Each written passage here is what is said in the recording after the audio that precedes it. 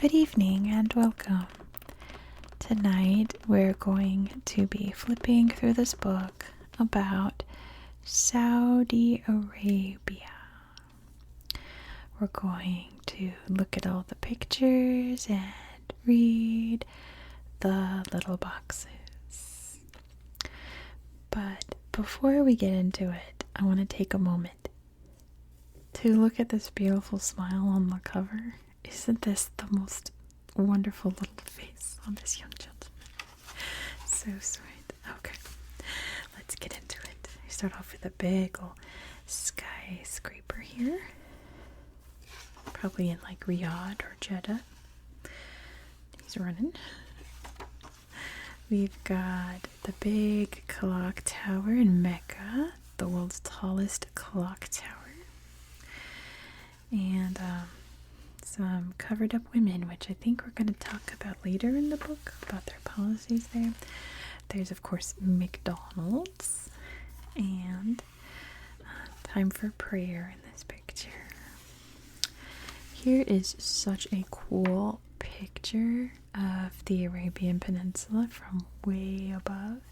This is an amazing, I guess it's a photograph you would call it, but it's so neat. Here is Riyadh. You can see the Kingdom Center building there. Kind of looks like the Eye of Sauron, but I don't think that's what they were going for, right? Here are some really cool rock formations out in the desert. This is part of the Al-Hassa Caves. And we have our first box here about the empty quarter. The Rub al-Khali, known as the Empty Quarter, is in the southeastern corner of Saudi Arabia. It is the greatest continuous expanse of sand in the world. About the size of the state of Texas, it covers approximately 264,000 square miles, roughly 1/3 of the entire country. Virtually uninhabited and subjected to blistering heat in summer days and below freezing temperatures in winter nights, the Empty Quarter is one of the driest and most desolate places on Earth. Some of the sand in this gigantic desert stays put, but much of it is blown about into curving dunes by the incessant, ever-shifting winds. Seen from above, a typical sand dune assumes a U-shape, like a huge horseshoe. Some of these sand dunes can reach a height of 330 feet. Wow, some camels there. And there's a big flood here. It says it's in Jeddah. Be careful, kids. Here's another box about oases. An oasis is a fertile place in a sand or gravel desert. Providing a green contrast to its dry surroundings, it is a welcome sight to weary, thirsty travelers. Some oases consist merely of a few palm trees around a spring or well.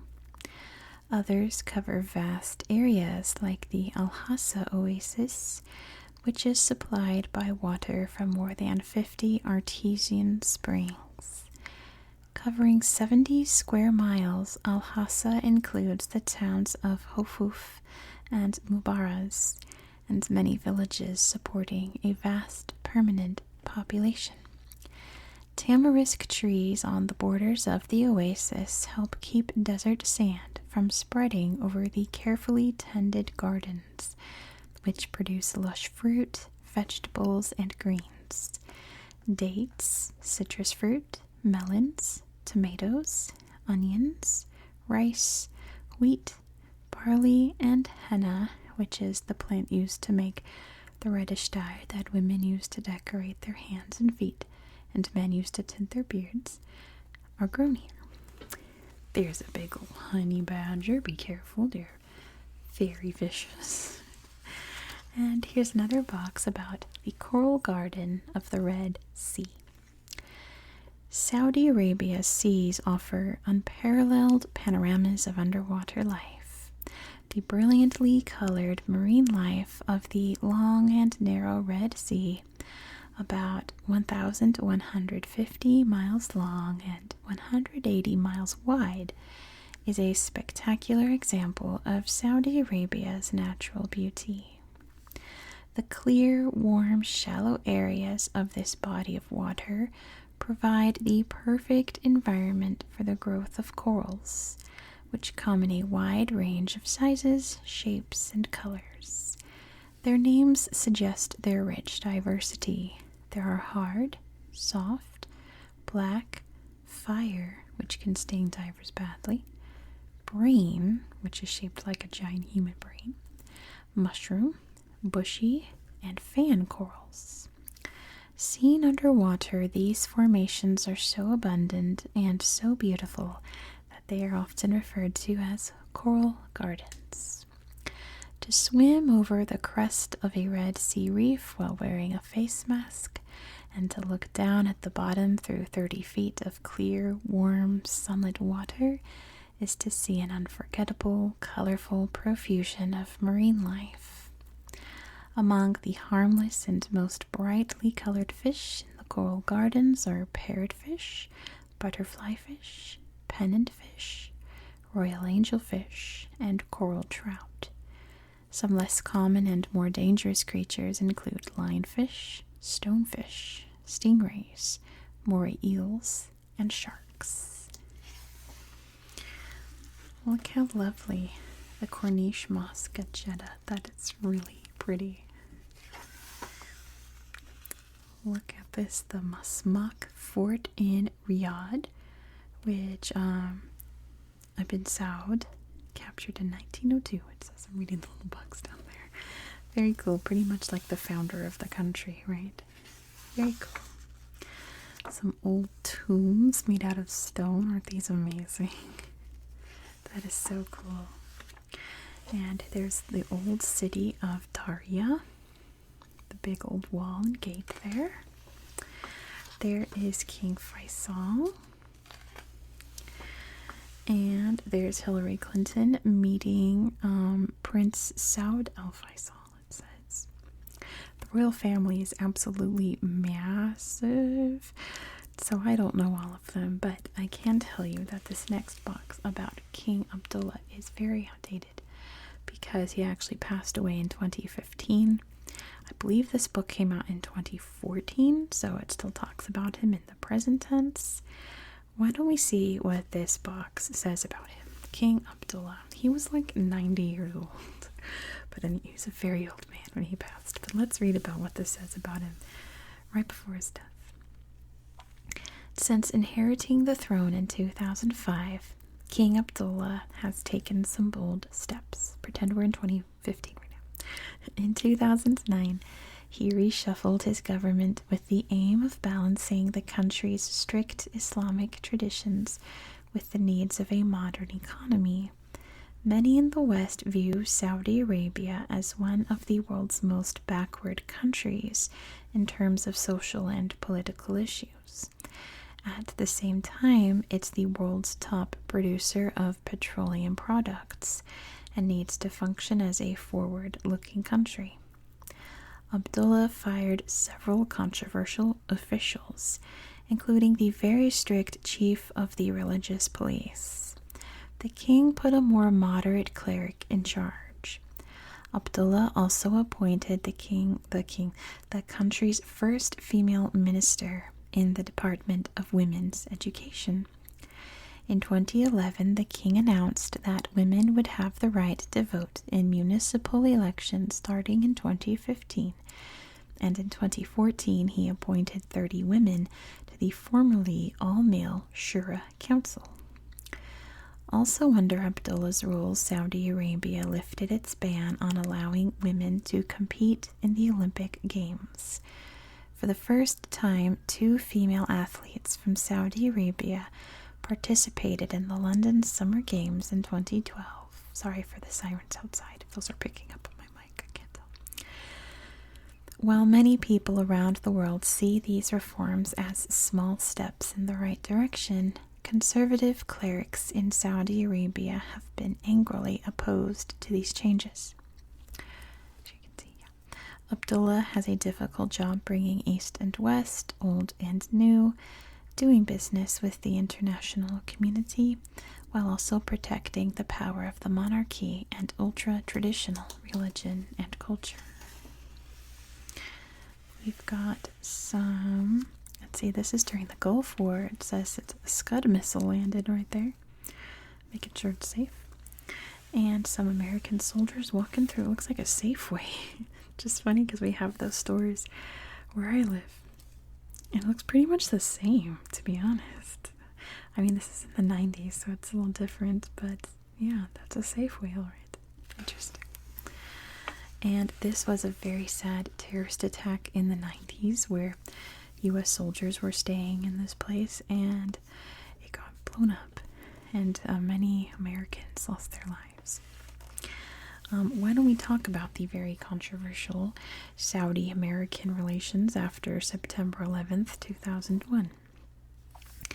To say that Saudi Arabia's relationship with the United States was strained after the September 11th, 2001 terrorist attacks is an understatement.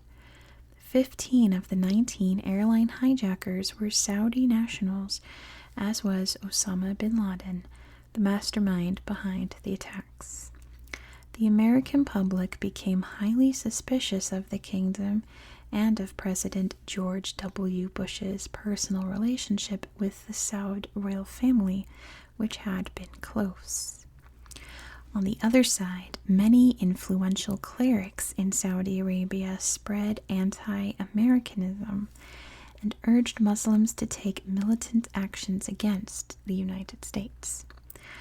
One of their strongest complaints was that the United States had troops stationed in Saudi Arabia, and most objectionably of all, in the holy cities of Mecca and Medina. They had soldiers stationed in Mecca? That's wild. I didn't know that. Indeed, the fact that one of the major reasons that fact was one of the major reasons given for the September 11th attacks by bin Laden. The U.S. Congress accused Saudi Arabia of secretly financing terrorist groups, which the kingdom denied. Nevertheless, suspicion remains. In 2003, the United States withdrew its troops from Saudi Arabia. Though they don't agree on many things, both countries recognize their mutual need for the other. Their relations are strained but not broken. That's a good sentence to sum it up. Strained but not broken. There's the flag, which I believe the Saudi flag is one of the few flags that one side is different from the other, but that's like the side that everyone knows with the Shahada and a big old cool sword. The Conservative Council, it says, beautiful dome up there. And we're voting in elections. There's a UFO. No. This is the building of the Ministry of Internal Security.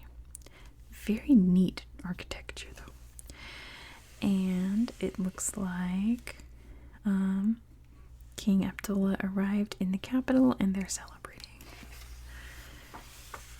Look at this. So I guess it says you can rent out these beautiful camels for tourist rides.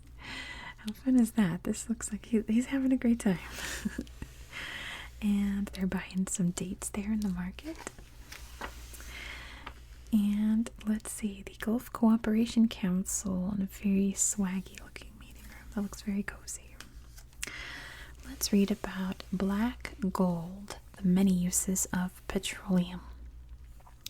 Petroleum, or crude oil, is a thick, dark liquid that will burn and produce energy when heated to very high temperatures. Petroleum consists of a mixture of complicated chemical compounds known as hydrocarbons. When oil is heated, these hydrocarbons are released. Different types of hydrocarbon combinations determine which of many products are produced, but are all useful for the functioning of modern society. When petroleum is heated, nearly half of what is refined becomes gasoline. Gasoline is used to power everything from cars to lawnmowers and small airplanes. Another product is diesel fuel, used in the engines of trucks, ships, and trains. Fuel oils are used for heating homes and buildings, as well as powering ships and industrial plants. Kerosene is used to power jet engines and tractors. Tar and asphalt are also byproducts of this process. They are used for making roads. These are not all the uses of black gold. Refining also produces petrochemicals, chemical compounds from the hydrocarbons of petroleum. Both natural gas and refinery byproducts are used to make petrochemicals, which in turn are transformed into a variety of end products, such as plastics, artificial rubber, synthetic fibers for clothing, fertilizers for farms, additives for food, high explosives, dyes, cosmetics, paint, ink, solvents, resins, and drugs. Interesting, right? You don't really think about all the things that come out of the ground here that petroleum can make. Where does water come from? Mom, Dad, where does water come from? Saudi Arabia may be oil rich, but it is water poor. For a big country with no rivers or lakes and very little rainfall, however, it still manages to support a population of millions of thirsty people, a number of major cities, and a huge petroleum industry, and a fair amount of agriculture. Where does this desert country find its precious water? The answer is, to some extent, in the same place it found its other treasure, underground. Deep in bedrock of the Arabian Peninsula are vast underground reservoirs of water called aquifers.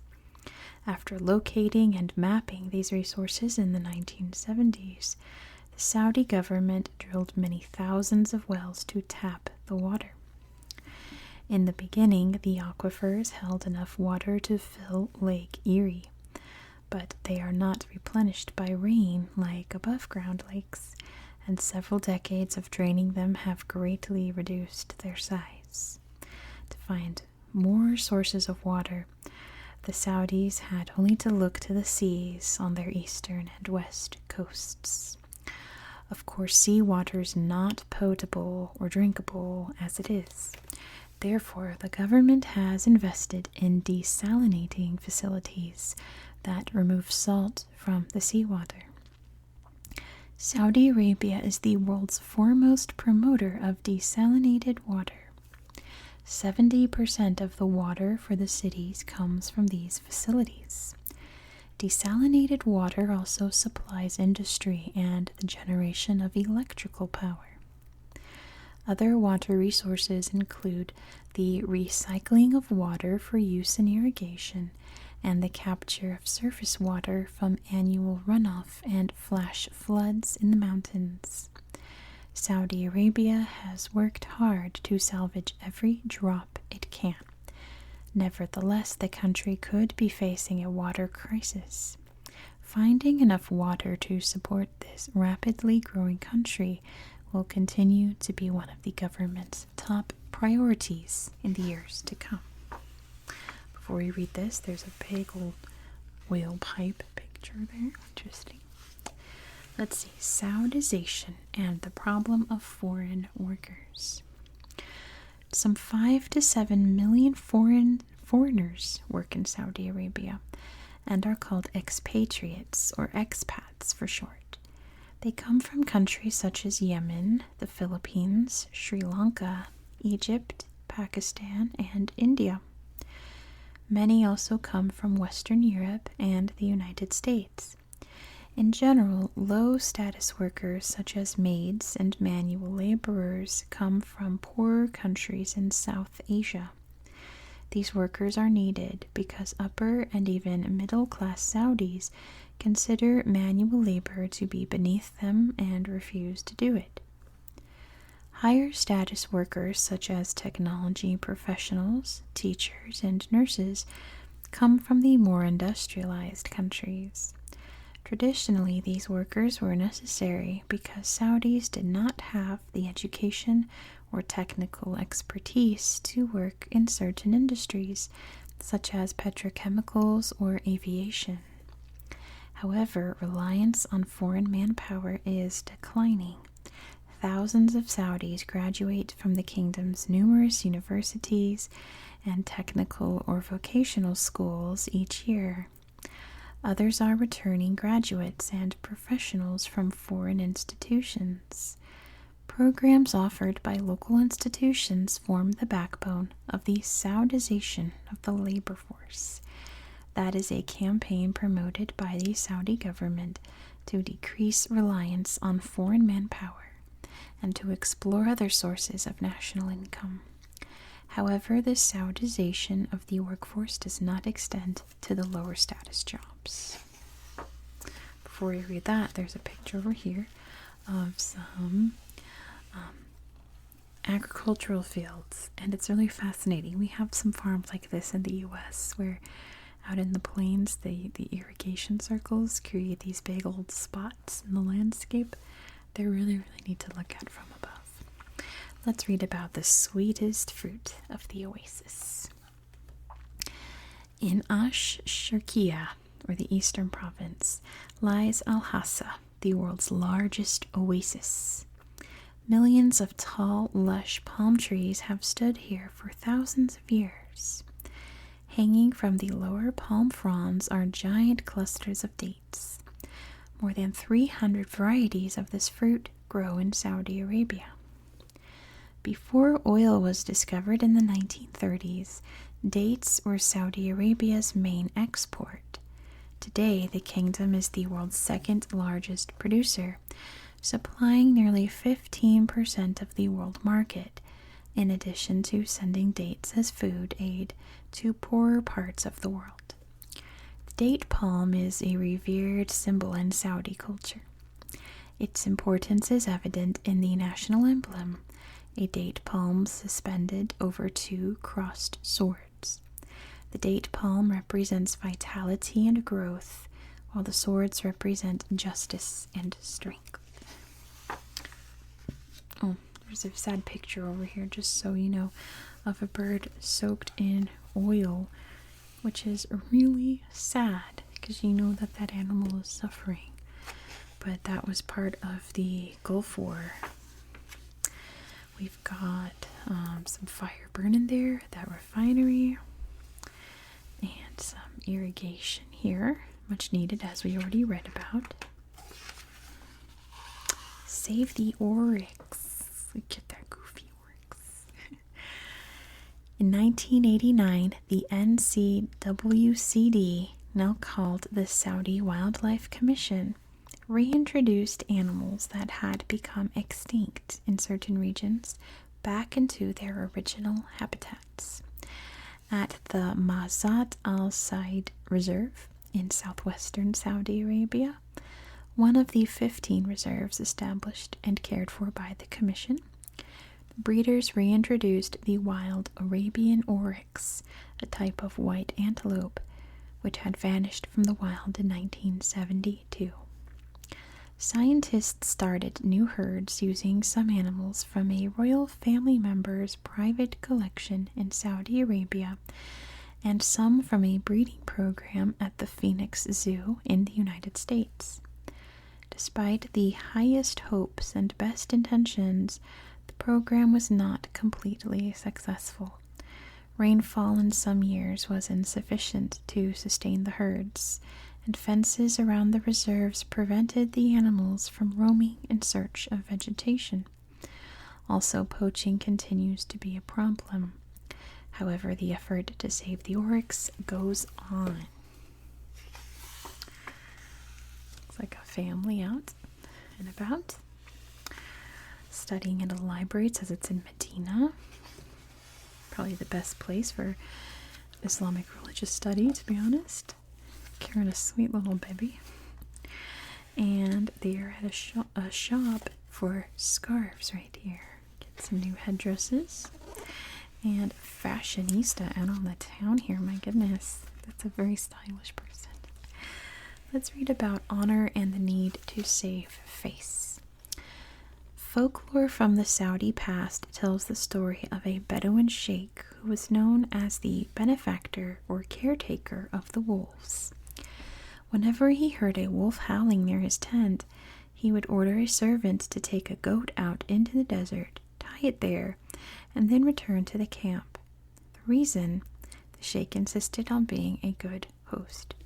No guest, he said, shall call on me in the evening without dining. It would not be honorable, he felt, to let any guest, be it a camel or even a hungry wolf, leave his camp without being properly fed and given water to drink. By greatly exaggerating the Saudi commitment to hospitality, this story points out the great importance of honor in Saudi culture. A desert warrior once remarked, "Bedouin can be roused to do anything for honor." Part of that custom includes the need to save face. In other words, the necessity of preserving one's honor at all costs. Therefore, even at the risk of bankrupting himself by his open-handed hospitality to all visitors, the sheikh felt he had to maintain his reputation as a generous host. Had he failed to do so, he would have been ashamed. That's true. Alright, this guy's checking out his crops there. And they're all watching TV. Oh, they're watching the first female athletes in the Olympics in 2012. That's amazing. What are we doing here? We are at an old mud brick tower, it says. Okay.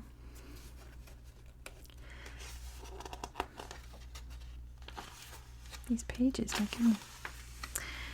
Let's see. A family out and about. They're at a flower festival. Let's read about the royal family. Again, with the knowledge that this book was written 10 years ago. The most dramatic example of the Saudi family as a source for mutual aid and protection is the royal family itself. There are no official figures for the number of people in the family, but estimates run from 6,000 to 15,000 or more. It is the largest, wealthiest, and most influential in the country's domestic affairs royal family in the world. Of the thousands of descendants of King Abdulaziz and their families, a core constituency holds most of the power and government positions. The House of Saud takes pains to make sure that its foundations are firm to ensure the continuity of the family line. I don't think you have to worry about continuing the family. I think you're good. Although King Abdullah will remain the official ruler of Saudi Arabia until his death, which happened in 2015.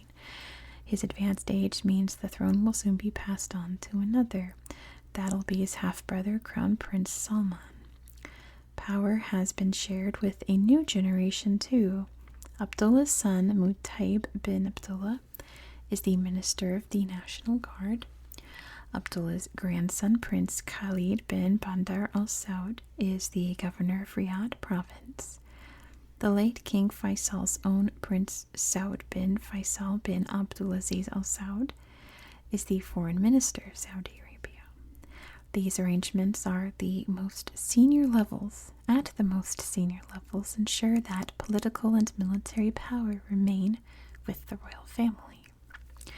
Thanks to its preeminent political position, the House of Saud is in a position to ensure that its financial position is secure. Their wealth supports their power, and their power protects their wealth. That staggering wealth, however, must be spread around. Because King Abdulaziz had so many children, the royal family is huge. All these people have a claim, great or small, to share on the House of Saud's riches. God, oh, that's inside the clock tower. Neat. In Mecca. They're working hard in school. Oh, they're doing their high school exams. Very stressful. Good luck, boys. And they are working hard in university. in Denver, apparently. Still, working hard at university. Weddings, women's world. A young woman almost always accepts as her husband the man her parents have chosen. Her wedding is the most important day in her life and is celebrated elaborately. Wedding expenses are sometimes exorbitant, but the cost is shared by both families. The private religious part of the wedding is performed separately and before the more public ceremonial events. In Islam, the marriage ceremony itself involves an imam, or religious leader. He meets privately with the bride-to-be and asks her if she will accept the prospective husband. If she agrees, the imam later asks the groom, this time in the presence of 4 witnesses who cannot be members of either family, if he will take the woman for his wife.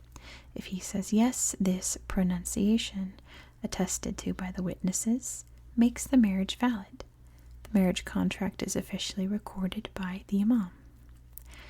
At wedding celebrations held in the evening at the bride's home or in a hotel, male and female guests do not mix. The men never see the bride, since it is quite unacceptable socially for an unveiled Saudi woman to be seen by men who are not her close relatives. Many Saudi brides now wear Western-style white wedding gowns, you see here. During the party, the bride and groom make a formal appearance among the female guests to receive their congratulations. Another box says women take to the streets in cars. On October 26, 2013, about 25 Saudi women in various cities around the kingdom got behind the steering wheel of a car and went for a spin. They were protesting their country's ban on women drivers. Indeed, Saudi Arabia is the last country on earth that does not allow women to drive. It wasn't the first such protest, nor was it the last. As mass protests go, 25 is not a large number of participants, but some of the women posted videos of themselves driving on YouTube so the world could see, and it did. Some of the female drivers were arrested and taken to police stations where they had to wait for male relatives to come take them home. Others went unnoticed by authorities. Despite having to sign documents promising not to drive again, some of the activists said they intended to do exactly that again and again until the laws changed. On a website for October 26 Women's Driving Campaign, tens of thousands signed an online petition calling for an end to the driving ban for women in Saudi Arabia. And good news is that that ban has since been lifted in the last couple years. I want to say in like 2021, something like that, they lifted that ban. So, all right. She's driving the baby on the ATV. That looks fun. And they're out and about, I guess, talking about, how she's taking a taxi because she wasn't allowed to drive. And they are seamstresses working hard in a factory there. Oh my gosh, is this not the cutest picture of a little boy reading his little Quran? That is so adorable.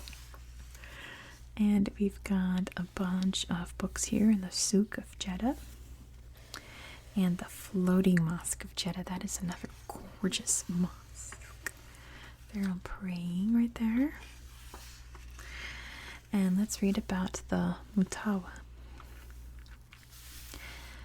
Religious laws and customs in Saudi Arabia are rigidly enforced at the street level and in the souk, or marketplace, by the Mutawa, or religious police. Working for the politically influential Committee for the Propagation of Virtue and the Prevention of Vice, the Mutawa are often older men with henna-dyed beards who carry a camel whip as a token of office. Semi-educated younger men who reject Western culture are also in its ranks. The Mutawa are strict Muslims whose job is to make sure that stores close promptly at prayer times and that women appearing in public are properly dressed. A woman who is not wearing an ankle-length skirt or whose arms or legs are visible may get a whipping on her legs or arms from one of the Mutawa to warn her against such immodest behavior in the future. Now, my question is, if their job is to make sure that the store is closed for prayer, I mean, are these guys praying? I mean, they have to, but kind of cutting it close, I guess, if they're out there monitoring the shops, making sure they're closed, you know. They're on their way to their Hajj, and you can tell because they're dressed all in white. It's really cool. And here's where they're going, to the Kaaba in Mecca. I love seeing pictures of like all the people around. It's really kind of like, it's like a grand scope of pictures, you know. It's really neat. And there's the Grand Mosque in Mecca. And look at this. These are canopies at the Prophet's Mosque in Medina, because it gets very hot, as you can imagine. TV broadcast tower there. Ooh, look at these old rock art petroglyphs. That is so cool. Doesn't that look like a guy on a camel right there? Wow, it's awesome. Some newspapers here. Whole family out and about, and on their way to school, and working hard at her journalist job, I guess. The Arab news in Jeddah, and an example of street signs that they are in Arabic and English, I suppose, the phonetic alphabet. Weaving some, maybe like a rug or carpet there. And we've got some really cool statues here outside. Let's see, looking at some art galleries. That's a really pretty picture. I like it. And some pots there by the fire. And a beautiful, beautiful rug here. I assume it's a rug. Like, it's a kiswa, so it's like a, oh, is that the Kaaba? Oh my gosh, I thought this was just like a shop entrance. No, this is the Kaaba. The kiswa is what covers the Kaaba. The Kaaba. What am I saying? The kiswa is what covers the Kaaba. There's a lot of hard K sounds in there. And yeah, it's like one of the most beautifully decorated cloths in the world. Let's read about the Arda, the sword dance. The Arda is a traditional Arabian dance that is performed in public places on religious and festive occasions. The dancers, all men, are dressed in flowing white robes and armed with long swords. They stamp heavily and flash their swords, hopping from one foot to another in time to the beats and rhythms of the accompanying drums and tambourines. As part of the performance, girls under 12 years old ululate, or utter high-pitched wordless wailing.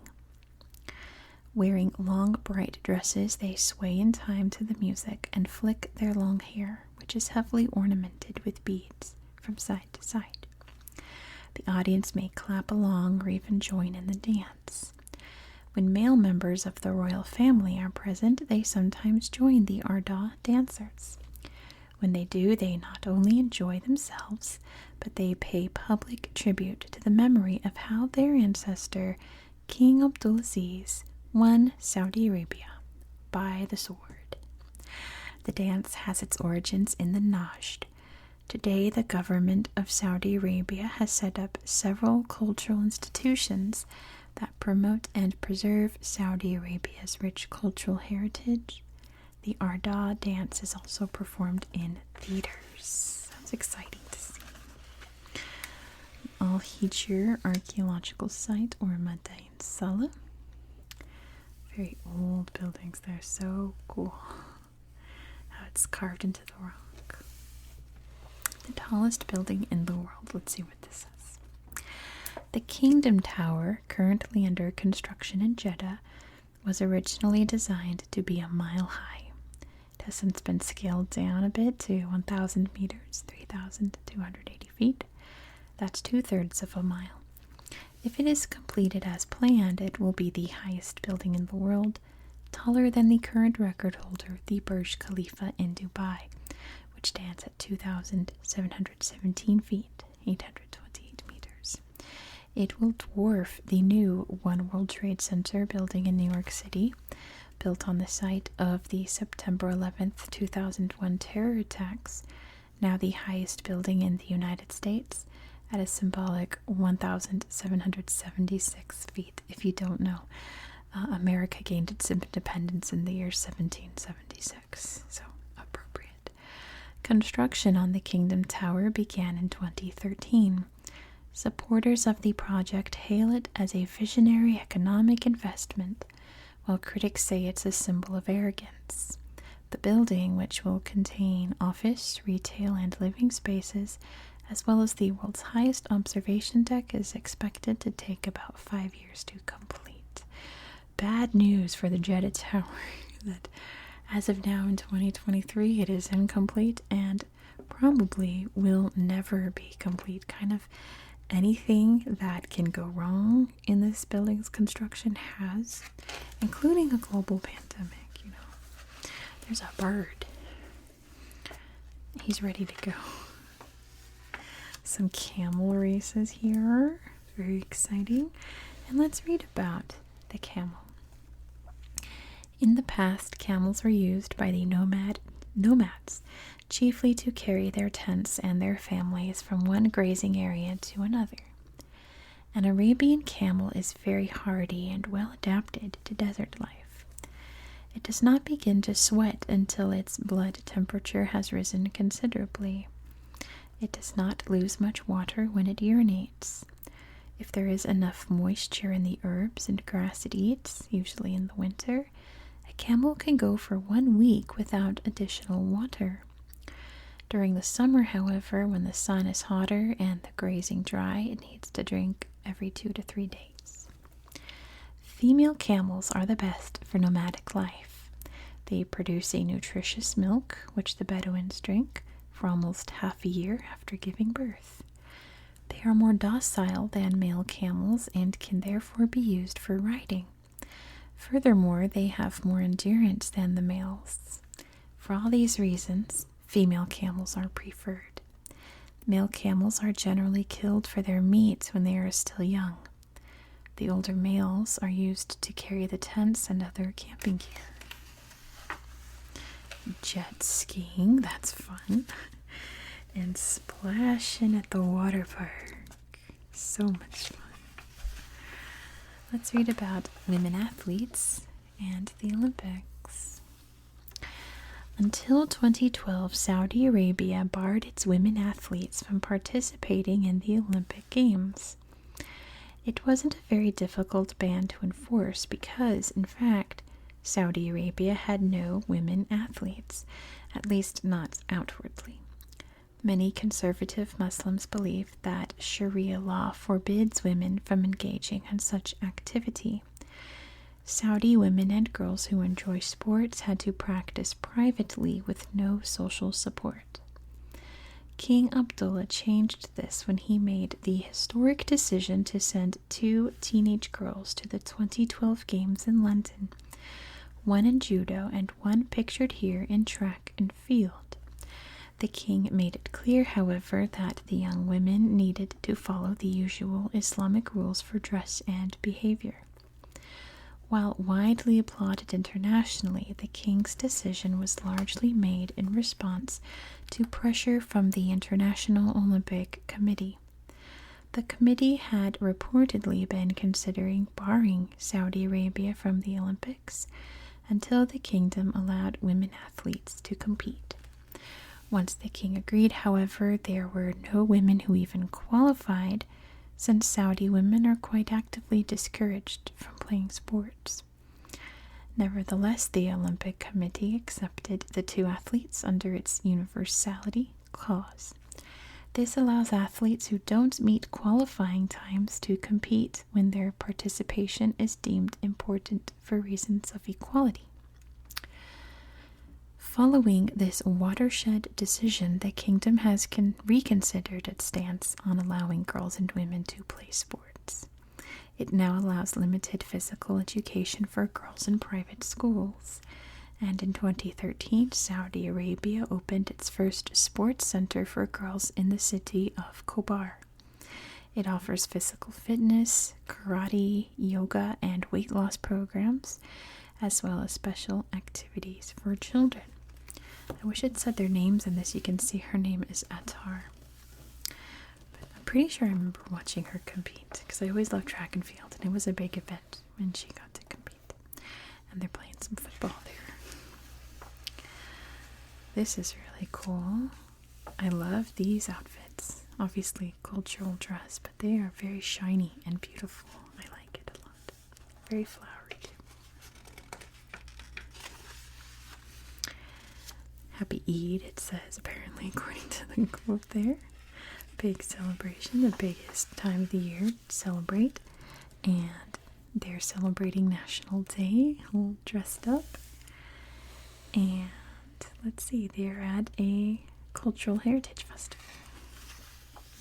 Food, look at all these dates. Sticky, yummy, sweet. We are buying some goodies of some kind there. And kabsa. Let's say it's rice, chicken, or lamb with nuts and dried fruits. You can't go wrong. And a huge meal all laid out for this party. Yum yum. And they're drinking some coffee.